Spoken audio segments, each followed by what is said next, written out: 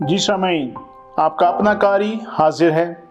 ابن صفی کی عمران سیریز کی اگلی کتاب چٹانوں میں فائر کی نئی ایپیسوڈ کے ساتھ مجھے امید ہے کہ آپ یقیناً اردو ادب کی اس منفرد تخلیق سے لطف اندوز ہو رہے ہوں گے۔ اگر آپ نے اس سے پہلے والی ایپیسوڈز نہیں سنی تو ہمارے چینل کی پلے لسٹ میں جائیں اور پچھلی تمام ایپیسوڈز کو سنیں تاکہ آپ اس سے اور زیادہ لطف اندوز ہو سکیں۔ آئیے سنتے ہیں عمران سیریز کی نئی ایپیسوڈ۔ کرنل زرغام بے چینی سے کمرے میں ٹہل رہا تھا۔ یہ ایک ادھیڑ عمر کا قوی جثہ اور پرروب چہرے والا آدمی تھا۔ مونچھیں گھنی اور نیچے کی طرف ڈھلکی ہوئی تھی۔ بار بار اپنے شانوں کو اس طرح جنبش دیتا تھا جیسے اس سے خدشہ ہو کہ اس کا کوٹ شانوں سے ڈھلک کر نیچے آ جائے گا۔ یہ اس کی بہت پرانی عادت تھی۔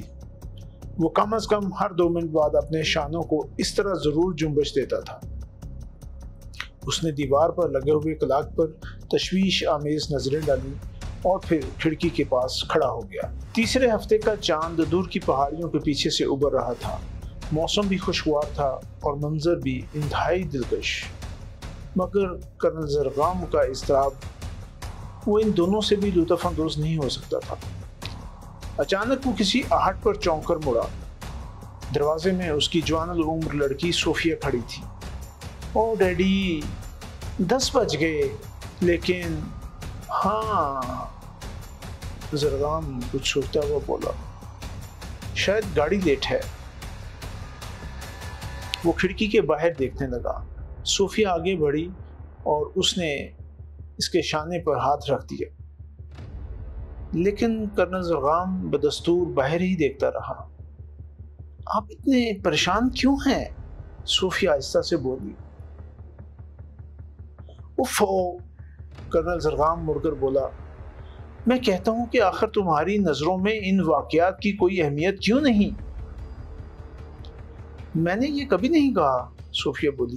میرا مطلب تو صرف یہ ہے کہ بہت زیادہ تشویش کر کے ذہن کو تھکانے سے کیا فائدہ؟ اب میں کیا کروں کہ ہر لحظہ میری الجھنوں میں اضافہ ہی ہوتا جاتا ہے۔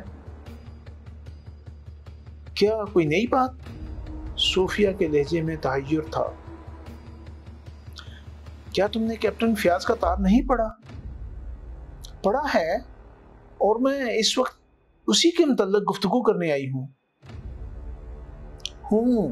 تو تم بھی اس کی وجہ سے الجھن میں مبتلا ہو گئی ہو؟ جی ہاں۔ آخر اس کا کیا مطلب ہے؟ انہوں نے لکھا ہے کہ ایک ایسا آدمی بھیج رہا ہوں جس سے آپ لوگ تنگ نہ آ گئے تو کافی فائدہ اٹھا سکیں گے۔ میں کہتی ہوں ایسا آدمی ہی کیوں جس سے ہم تنگ آ جائیں، اور پھر وہ کوئی سرکاری آدمی بھی نہیں ہے۔ بس یہی چیز مجھے بھی الجھن میں ڈالے ہوئے ہے، کرنل نے کلاک کی طرف دیکھتے ہوئے کہا۔ آخر وہ کسی قسم کا آدمی ہے، ہم تنگ کیوں آ جائیں گے؟ انہوں نے اپنے ہی محکمے کا کوئی آدمی کیوں نہیں بھیجا؟ صوفیہ نے کہا۔ بھیجنا چاہتا تو بھیج ہی سکتا تھا، لیکن فیاض بڑا بااصول آدمی ہے، ایک پرائیویٹ معاملے کے لیے اس نے سرکاری آدمی بھیجنا مناسب نہ سمجھا۔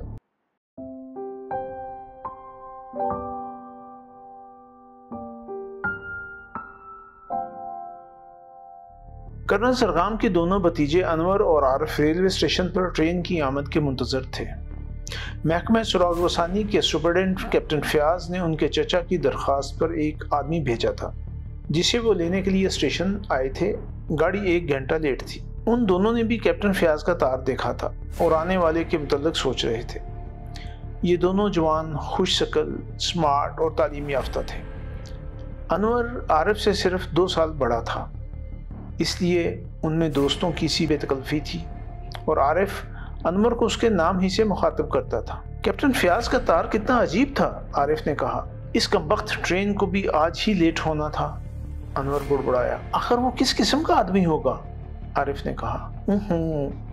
چھوڑو، ہوگا کوئی چڑچڑا بد دماغ، انور بولا۔ کرنل صاحب خام خواہ خود بھی بور ہوتے ہیں اور دوسروں کو بھی بور کرتے ہیں۔ یہ تمہاری زیادتی ہے، عارف نے کہا۔ ان حالات میں تم بھی وہی کرتے جو وہ کر رہے ہیں۔ ارے چھوڑو، کہاں کے حالات اور کیسے حالات، سب ان کا وہم ہے۔ میں اکثر سوچتا ہوں ان جیسے وہمی آدمی کو ایک پوری بٹالین کی کمانڈ کیسے سونپ دی گئی؟ کوئی تک بھی ہے؟ آخر گھر میں بلیاں روئیں گی تو خاندان پر کوئی نہ کوئی آفت ضرور آئے گی، الو کی آواز سن کر دم نکل جائے گا، اگر کھانا کھاتے وقت کسی نے پلیٹ میں چھری اور کانٹے کو کراس کر کے رکھ دیا تو بدشگونی، صبح اگر کوئی کانا آدمی دکھائی دے گیا تو مصیبت۔ اس معاملے میں تو مجھے ان سے ہمدردی ہے، عارف نے کہا۔ مجھے تاؤ آتا ہے، انور بنا کر بولا۔ پرانے آدمیوں کو معاف کرنا ہی پڑتا ہے۔ یہ پرانے آدمی، انور نے جھنجھلا کر کہا، مجھے تو ان کی کسی بات میں پرانا پن ہی نظر نہیں آتا سوائے ضعیف الاعتقادی کے۔ یہی صحیح، بہرحال وہ پچھلے دور کی وراثت ہے۔ تیز قسم کی گھنٹی کی آواز سے وہ چونک پڑے۔ یہ ٹرین کی آمد کا اشارہ تھا۔ یہ چھوٹا سا پہاڑی اسٹیشن تھا، یہاں مسافروں کو ہوشیار کرنے کے لیے گھنٹی بجائی جاتی تھی۔ پورے پلیٹ فارم پر 8 یا 10 آدمی نظر آ رہے تھے۔ ان میں نیلی وردی والے خلاصی بھی تھے جو اتنی شان سے اکڑ اکڑ کر چلتے تھے جیسے وہ اسٹیشن ماسٹر سے بھی کوئی بڑی چیز ہو۔ کھانا فروخت کرنے والے نے اپنا جالی دار لکڑی کا صندوق جس کے اندر ایک لالٹین جل رہی تھی مونڈے سے اٹھا کر کاندھے پر رکھ لیا، اور پان بیڑی سگریٹ بیچنے والے لڑکے نے جو ابھی منہ سے طبلہ بجا بجا کر ایک فوش گیت گا رہا تھا اپنی ٹرے اٹھا کر گردن میں لٹکا دی۔ ٹرین آہستہ آہستہ رینگتی ہوئی آ کر پلیٹ فارم سے لگ گئی۔ انور اور عارف گیٹ پر کھڑے رہے۔ پوری ٹرین سے صرف 3 آدمی اترے، 2 بوڑھے دیہاتی اور ایک جوان آدمی جس کے جسم پر خاکی گابرڈین کا سوٹ تھا۔ بائیں شانے سے غلاف میں بند کی ہوئی بندوق لٹک رہی تھی اور داہنے ہاتھ میں ایک بڑا سا سوٹ کیس تھا۔ غالباً یہ وہی آدمی تھا جس کے لیے انور اور عارف یہاں آئے تھے۔ وہ دونوں اس کی طرف بڑھے۔ کیا آپ کو کیپٹن فیاض نے بھیجا ہے؟ انور نے اس سے پوچھا۔ اگر میں خود ہی نہ آنا چاہتا تو اس کے فرشتے بھی نہیں بھیج سکتے تھے، مسافر نے مسکرا کر کہا۔ جی ہاں ٹھیک ہے، انور جلدی سے بولا۔ کیا ٹھیک ہے؟ مسافر پلکیں چپکانے لگا۔ انور بکھلا گیا۔ یہی جو آپ کہہ رہے ہیں؟ اوہ، مسافر نے اس طرح کہا جیسے وہ پہلے کچھ اور سمجھا ہو۔ عارف اور انور نے معنی خیز نظروں سے ایک دوسرے کو دیکھا۔ ہم آپ کو لینے آئے ہیں، عارف نے کہا۔ تو لے چلیے نا، مسافر نے سوٹ کیس پلیٹ فارم پر رکھ کر اس پر بیٹھتے ہوئے کہا۔ انور نے کلی کو آواز دی۔ کیا؟ مسافر نے حیرت سے کہا۔ یہ کلی مجھے سوٹ کیس سمیت اٹھا سکے گا؟ پہلے دونوں بکھلائے پھر ہنسنے لگے۔ جی نہیں، انور نے شرارت آمیز انداز میں کہا، آپ ذرا کھڑے ہو جائیے۔ مسافر کھڑا ہو گیا۔ انور نے کلی کو سوٹ کیس اٹھانے کا اشارہ کرتے ہوئے مسافر کا ہاتھ پکڑا لیا۔ یوں چلیے۔ لا حول ولا قوت، مسافر گردن جھٹک کر بولا۔ میں کچھ اور سمجھا تھا۔ انور نے عارف کو مخاطب کر کے کہا، غالباً اب تار کا مضمون تمہاری سمجھ میں آ گیا ہوگا۔ عارف ہنسنے لگا، لیکن مسافر اتنی بے تعلقی اور سنجیدگی سے چلتا رہا جیسے اسے اس بات سے کوئی سروکار ہی نہ ہو۔ وہ باہر آ کر کار میں بیٹھ گئے۔ پچھلی سیٹ پر انور مسافر کے ساتھ تھا اور عارف کار ڈرائیو کر رہا تھا۔ انور نے عارف کو مخاطب کر کے کہا، کیا کرنل صاحب اور کیپٹن فیاض میں کوئی مذاق کا رشتہ بھی ہے؟ عارف نے پھر کہا لگایا۔ وہ دونوں ہی سوچ رہے تھے کہ اس احمق مسافر کے ساتھ وقت اچھا گزرے گا۔ جناب کا اسم شریف؟ اچانک انور مسافر سے مخاطب ہوا۔ کلیئر شریف، مسافر نے بڑی سنجیدگی سے جواب دیا۔ دونوں ہنس پڑے۔ ہیں؟ اس میں ہنسنے کی کیا بات؟ مسافر بولا۔ میں نے آپ کا نام پوچھا تھا، انور نے کہا۔ Ali Imran, MSc PhD۔ MSc PhD بھی؟ عارف ہنس پڑا۔ آپ ہنسے کیوں؟ عمران نے پوچھا۔ ओह, मैं दूसरी बात पर हंसा था, आरिफ जल्दी से बोला। अच्छा, तो अब मुझे तीसरी बात पर हंसने की इजाज़त दीजिए, इमरान ने कहा और अहमकों की तरह हंसने लगा। वो दोनों और जोर से हंसे। इमरान ने उनसे भी तेज कहका लगाया और थोड़ी ही देर बाद अनवर और आरिफ ने महसूस किया जैसे वो खुद भी अहमक हो गए हों। कार पहाड़ी रास्तों में चकराती आगे बढ़ रही थी। थोड़ी देर के लिए खामोशी हो गई। इमरान ने उन दोनों के नाम नहीं पूछे थे।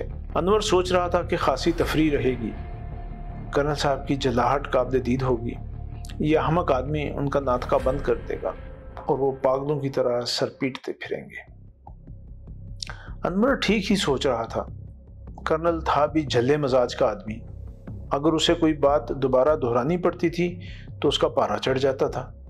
चे जाएगा इमरान जैसे आदमी का साथ। आधे घंटे में कार ने कर्नल की कोठी तक की मुसाफत तय कर ली।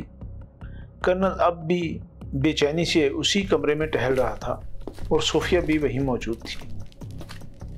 कर्नल ने इमरान को ऊपर से नीचे तक तनकीदी नज़रों से देखा, फिर मुस्कुरा कर बोला, कैप्टन फयाज तो अच्छे हैं। जी तौबा कीजिए, नहायत नामकूल आदमी है, इमरान ने सोफे पर बैठते हुए कहा। उसने कांधे से बंदूक उतार कर सोफे के हत्थे से लटका दी। क्यों नामकूल क्यों? कर्नल ने हैरत से कहा। बस यूं ही, इमरान संजीदगी से बोला।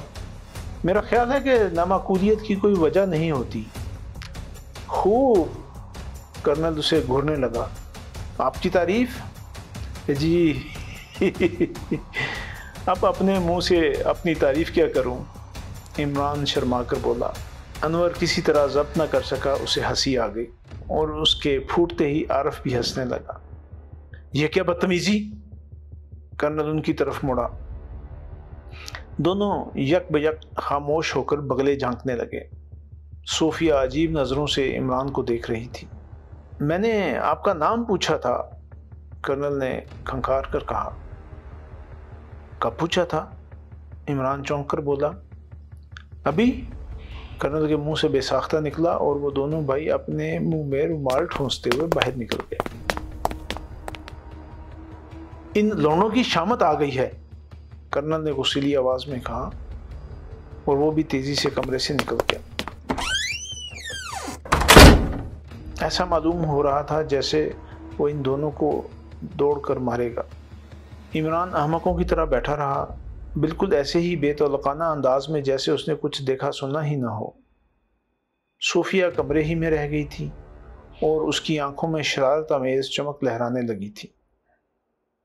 आपने अपना नाम नहीं बताया, सोफिया बोली। इस पर इमरान ने अपना नाम डिग्रियों समेत दोहरा दिया। सोफिया के अंदाज से ऐसा मालूम हो रहा था जैसे उसे इस पर यकीन ना आया हो। क्या आपको अपने यहाँ आने का मकसद मालूम है? सोफिया ने पूछा। मकसद? इमरान चौंक कर बोला। जी हाँ, मकसद मुझे मालूम है, इसीलिए मैं अपनी एयरगन साथ लाया हूँ। एयरगन? सोफिया ने हैरत से दोहराया। जी हाँ, इमरान ने संजीदगी से कहा। मैं हाथ से मक्खियां नहीं मारता। कर्नल जो पुष्ट के दरवाजे में खड़ा उनकी गुफ्तगू सुन रहा था, झल्ला कर आगे बढ़ा। मैं नहीं समझ सकता कि फयाज ने बेहूदगी क्यों की, उसने सख्त लहजे में कहा और इमरान को खड़ा घूरता रहा। देखिए, है ना नामकूल आदमी, मैंने तो पहले ही कहा था, इमरान चहक कर बोला। आप कल पहली गाड़ी से वापस जाएंगे, कर्नल ने कहा। नहीं, इमरान ने संजीदगी से कहा, मैं एक हफ्ते का प्रोग्राम बनाकर आया हूं। जी नहीं, शुक्रिया, कर्नल बेजारी से बोला। मैं आधा मुआवजा देकर आपको रुखसत करने पर तैयार हूं। आधा मुआवजा क्या होगा? ये तो मक्खियों की तादाद पर मुनहसर है, इमरान ने सर हिलाकर कहा। वैसे 1 घंटे में 1.5 दर्जन मक्खियां मारता हूं और बस, कर्नल हाथ उठाकर बोला। मेरे पास फजूलियात के लिए वक़्त नहीं। डैडी प्लीज़, सोफिया ने जल्दी से कहा। क्या आपको तार का मजमून याद नहीं? कर्नल कुछ सोचने लगा। اس کی نظریں عمران کے چہرے پر تھیں جو احمقوں کی طرح بیٹھا پلکیں جھپکا رہا تھا۔ تم ٹھیک کہتی ہو، کرنل بولا، اور اب اس کی نظریں عمران کے چہرے سے ہٹ کر اس کی بندوق پر جم گئیں۔ اس نے آگے بڑھ کر بندوق اٹھا لی اور پھر اسے غلاف سے نکالتے ہی بری طرح بپھر گیا۔ کیا بےہودگی ہے! وہ حلق کے بل چیخا، یہ تو سچ مچ ایئر گن ہے۔ عمران کے اطمینان میں ذرا برابر بھی فرق نہیں آیا۔ اس نے سر ہلا کر کہا، میں کبھی جھوٹ نہیں بولتا۔ کرنل کا پارا اتنا چڑھا کہ اس کی لڑکی اسے دھکیلتی ہوئی کمرے کے باہر نکال لے گئی۔ کرنل صوفیہ کے علاوہ اور کسی کو خاطر میں نہ لاتا تھا۔ اگر اس کی بجائے کسی دوسرے نے یہ حرکت کی ہوتی تو وہ اس کا گلا گھونٹ دیتا۔ ان کے جاتے ہی عمران اس طرح مسکرانے لگا جیسے وہ واقعہ بڑا خوشگوار رہا ہو۔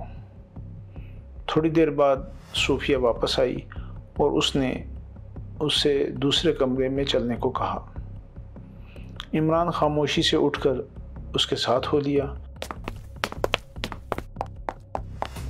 صوفیہ نے بھی اس کے علاوہ اور کوئی بات نہیں کی۔ شاید وہ کمرہ پہلے ہی سے عمران کے لیے تیار رکھا گیا تھا۔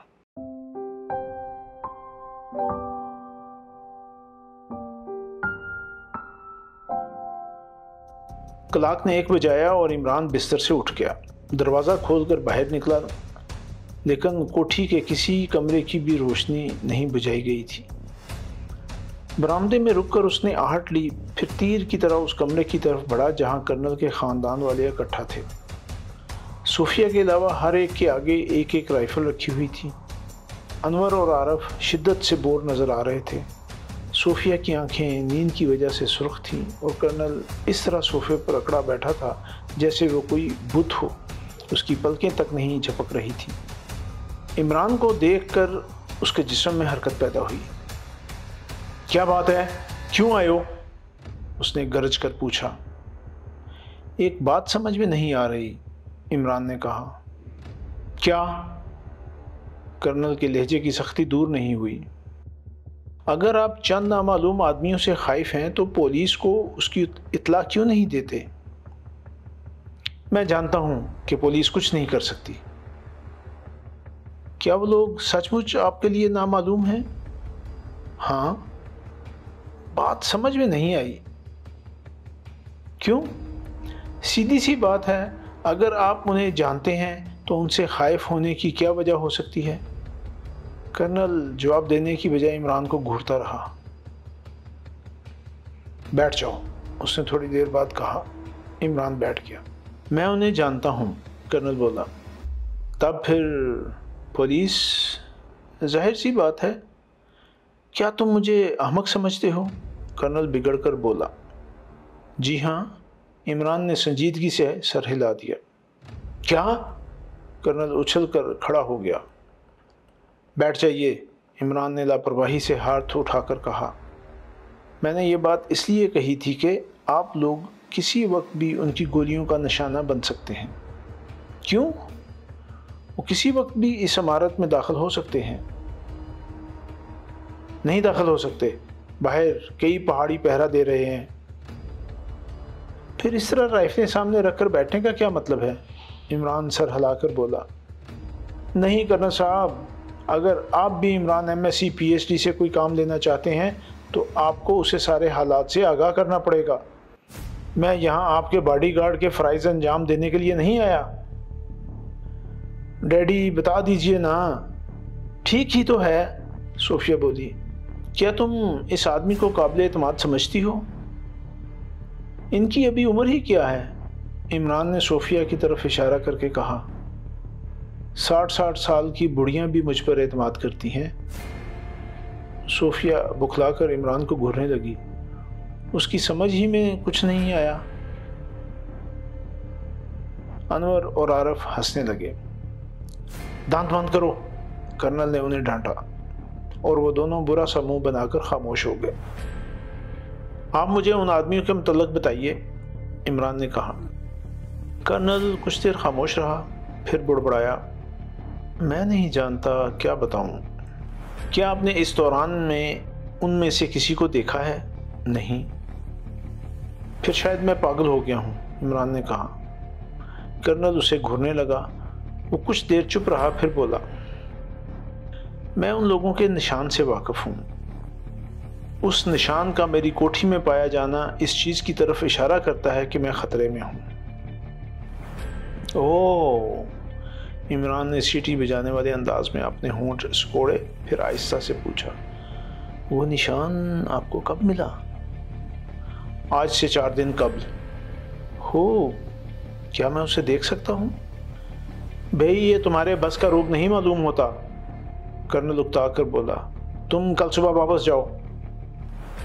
ہو سکتا ہے میں بھی روگی ہو جاؤں، آپ مجھے دکھائیے نا۔ کرنل چپ چاپ بیٹھا رہا، پھر اس نے بیزاری کے اظہار میں برا سا منہ بنایا اور اٹھ کر ایک میز کی دراز کھولی۔ عمران اسے توجہ اور دلچسپی سے دیکھ رہا تھا۔ کرنل نے دراز سے کوئی چیز نکالی، پھر اپنے صوفے پر واپس آ گیا۔ عمران نے اس کی طرف ہاتھ بڑھا دیا۔ انور اور عارف نے معنی خیز نظروں سے ایک دوسرے کی طرف اس انداز سے دیکھا جیسے وہ عمران سے کسی حماقت آمیز جملے کی توقع رکھتے ہوں۔ کرنل نے وہ چیز چھوٹی گول میز پر رکھ دی۔ ایک 3 انچ لمبا لکڑی کا بندر تھا۔ عمران اسے میز سے اٹھا کر الٹنے پلٹنے لگا۔ وہ اسے تھوڑی دیر تک دیکھتا رہا، پھر اسی میز پر رکھ کر کرنل کو گھورنے لگا۔ کیا میں کچھ پوچھ سکتا ہوں؟ عمران بولا۔ پوچھو، بور مت کرو۔ ٹھہریے، عمران ہاتھ اٹھا کر بولا، پھر صوفیہ وغیرہ کی طرف دیکھ کر کہنے لگا، ہو سکتا ہے کہ آپ ان لوگوں کے سامنے میرے سوالات کا جواب دینا پسند نہ کریں۔ بور مت کرو، کرنل اکتائے ہوئے لہجے میں بولا۔ خیر، میں نے احتیاطاً یہ خیال ظاہر کیا تھا، عمران نے لاپرواہی سے کہا۔ پھر کرنل کو گھورتا ہوا بولا، کیا کبھی آپ کا تعلق منشیات کی ناجائز تجارت سے بھی رہا ہے؟ کرنل بے ساختہ اچھل پڑا۔ وہ عمران کی طرف اس طرح گھورنے لگا جیسے اس نے اسے ڈنگ مار دیا ہو۔ پھر وہ جلدی سے لڑکوں کی طرف مڑ کر بولا، جاؤ تم لوگ آرام کرو۔ اس کے بھتیجوں کے چہرے کھل اٹھے، لیکن صوفیہ کے انداز سے ایسا معلوم ہو رہا تھا جیسے وہ نہیں جانا چاہتی۔ تم بھی جاؤ، کرنل بے صبری سے ہاتھ ہلا کر بولا۔ کیا یہ ضروری ہے؟ صوفیہ نے کہا۔ جاؤ، کرنل چیخا اور تینوں کمرے سے نکل گئے۔ ہاں، تم نے کیا کہا تھا؟ کرنل نے عمران سے کہا۔ عمران نے پھر اپنا جملہ دہرا دیا۔ تو کیا تم اس کے متعلق کچھ جانتے ہو؟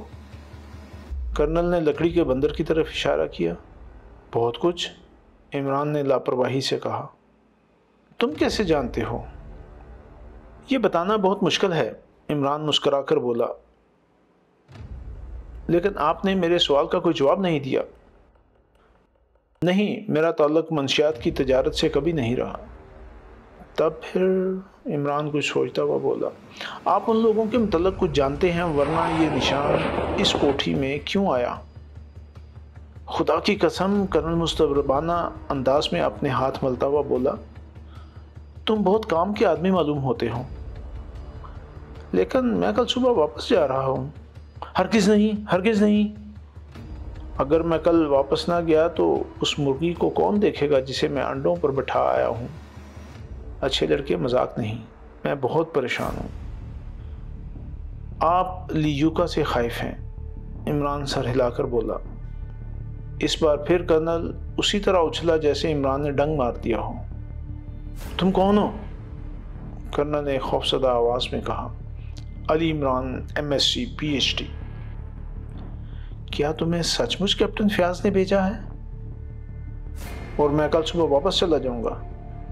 ناممکن، ناممکن، میں تمہیں کسی قیمت پر نہیں چھوڑ سکتا۔ لیکن تم لیوکا کے متعلق کیسے جانتے ہو؟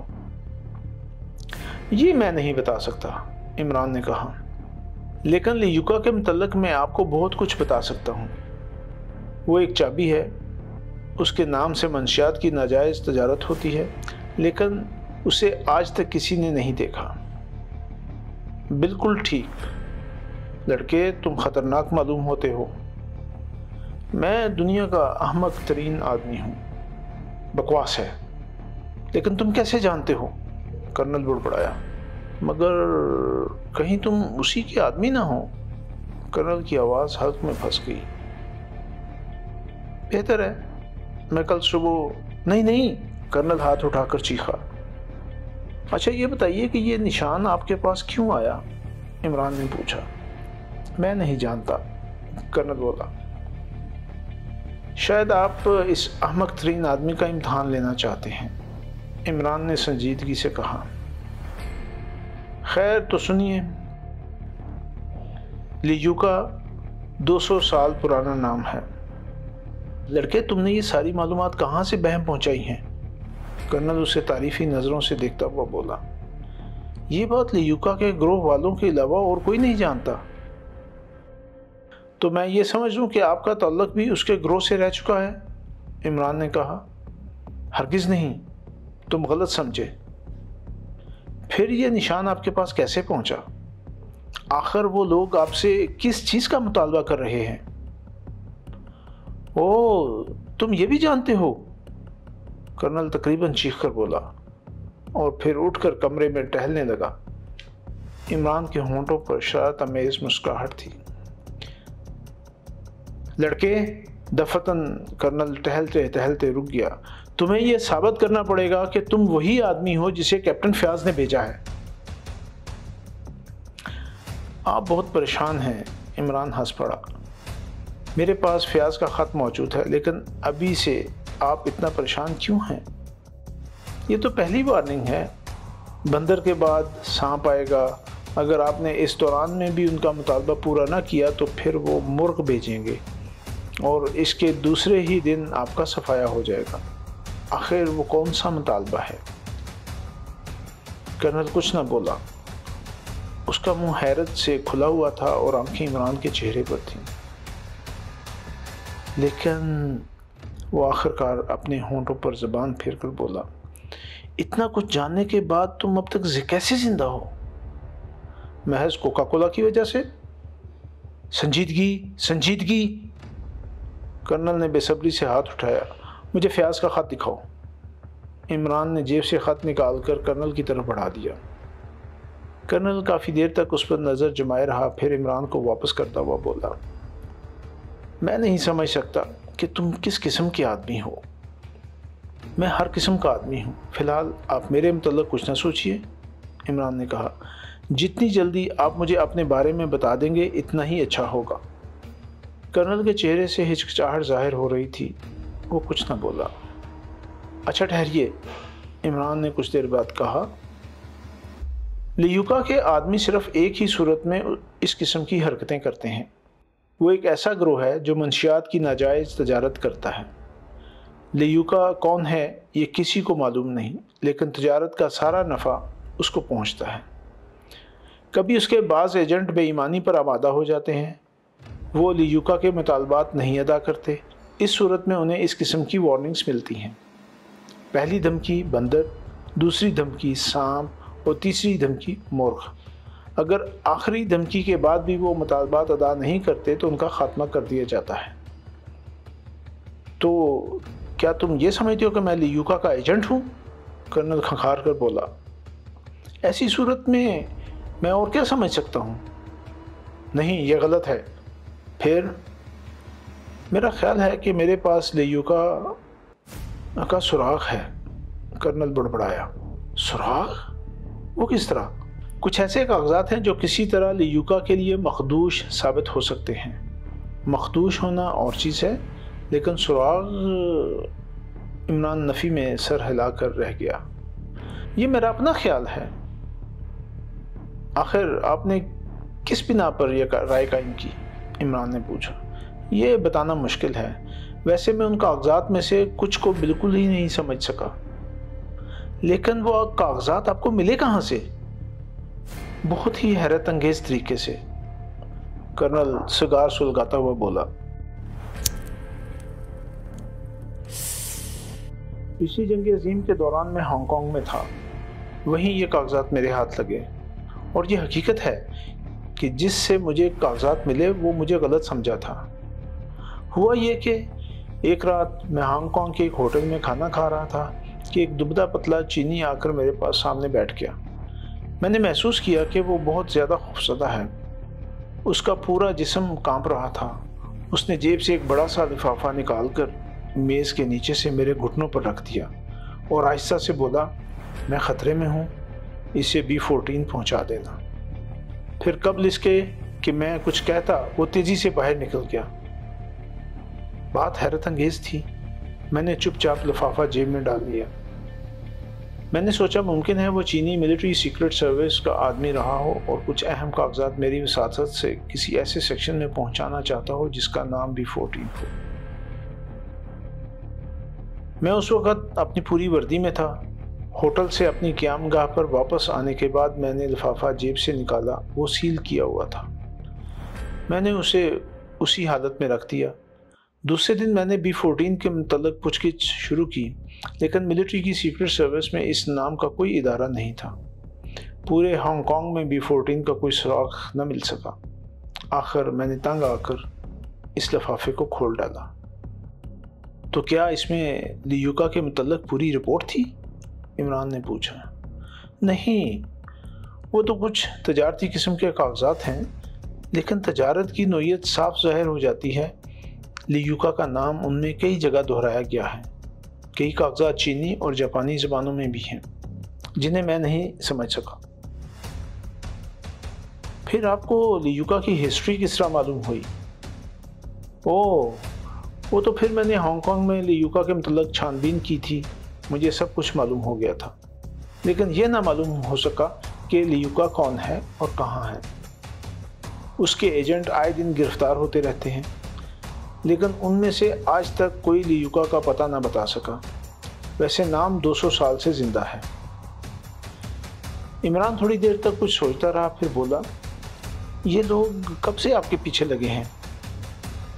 آج کی بات نہیں، کرنل بجھا ہوا سگار سلگا کر بولا۔ کاغذات ملنے کے 6 ماہ بعد ہی سے وہ میرے پیچھے لگ گئے تھے، لیکن میں نے انہیں واپس نہیں کیے۔ کئی بار وہ چوری چھپے میری قیام گاہ میں بھی داخل ہوئے، لیکن انہیں کاغذات کی ہوا بھی نہ لگ سکی۔ اب انہوں نے آخری حربہ استعمال کیا ہے، یعنی موت کے نشان بھیجنے شروع کیے ہیں، جس کا یہ مطلب ہے کہ اب وہ مجھے زندہ نہ چھوڑیں گے۔ اچھا، وہ چینی بھی کبھی دکھائی دیا تھا جس سے کاغذات آپ کو ملے تھے؟ کبھی نہیں دکھائی پڑا۔ کچھ دیر تک خاموشی رہی، پھر عمران بڑبڑانے لگا۔ آپ اسی وقت تک زندہ ہیں جب تک کاغذات آپ کے قبضے میں ہیں؟ ہاں، ٹھیک ہے، کرنل چونک کر بولا۔ تم واقعی بہت ذہین ہو۔ یہی وجہ ہے کہ میں ان کاغذات کو واپس نہیں کرنا چاہتا، ورنہ مجھے ان سے ذرا برابر بھی دلچسپی نہیں۔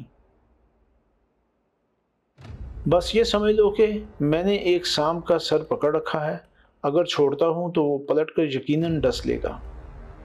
کیا میں ان کاغذات کو دیکھ سکتا ہوں؟ ہرگز نہیں۔ تم مجھ سے سانپ کی گرفت ڈھیلی کرنے کو کہہ رہے ہو؟ عمران ہنسنے لگا۔ پھر اس نے کہا، آپ نے کیپٹن فیاض کو کیوں درمیان میں ڈالا؟ اس کے فرشتوں کو بھی اصل واقعات کی اطلاع نہیں۔ وہ تو صرف یہ جانتا ہے کہ مجھے کچھ آدمیوں کی طرف سے خطرہ ہے، لیکن میں کسی وجہ سے براہ راست پولیس کو اس معاملے میں دخل دینے کی دعوت نہیں دے سکتا۔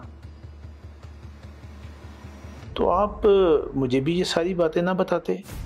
عمران نے کہا۔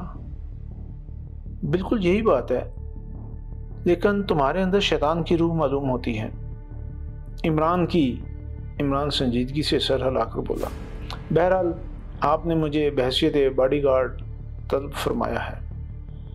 میں کسی کو بھی نہ طلب کرتا، یہ سب کچھ صوفیہ نے کیا ہے، اسے حالات کا علم ہے۔ اور آپ کے بھتیجے؟ انہیں کچھ بھی نہیں معلوم۔ آپ نے انہیں کچھ بتایا تو ہوگا؟ صرف اتنا کہ بعض دشمن میری طاق میں ہیں اور بندر ان کا نشان ہے۔ لیکن اس طرح بھری ہوئی رائفلوں کے ساتھ شب بیداری کا کیا مطلب ہے؟ کیا آپ یہ سمجھتے ہیں کہ وہ آپ کے سامنے آ کر حملہ کریں گے؟ میں یہ بھی بچوں کو بہلانے کے لیے کرتا ہوں۔ خیر، ماریے گولی، عمران نے بے پرواہی سے شانوں کو جنبش دیتے ہوئے کہا۔ میں صبح کی چائے کے ساتھ بتاشے اور لیمن ڈراپس استعمال کرتا ہوں۔ جی سامعین، آپ نے عمران سیریز کی نئی ایپیسوڈ سنی۔ مجھے یقین ہے کہ آپ ضرور اس سے محظوظ ہوئے ہوں گے۔ آپ کا قاری آپ سے اجازت چاہتا ہے، مگر جانے سے پہلے ہمارے چینل کو ضرور سبسکرائب کریں، اپنے دوستوں اور دیگر حلقہ احباب میں بھی اسے شیئر کریں۔ ملتے ہیں کچھ دیر کے بعد نئی ایپیسوڈ کے ساتھ۔